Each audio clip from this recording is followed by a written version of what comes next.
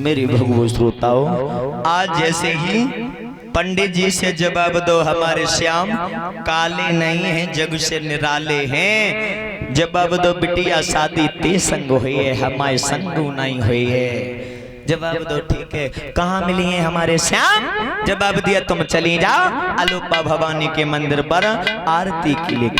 जवाब दिया ठीक।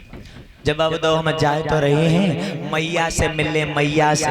मैया सुतमती बूढ़ी हो गई। अब मैया से पहुंची रुक्मिणी ने जवाब दो मैया, हाँ मैया मेरी शादी कब हुई है? जवाब दो बिटिया कल हो जाइए। मैया हम ससुराल कब जाइए? जब परों धत नहीं जाए।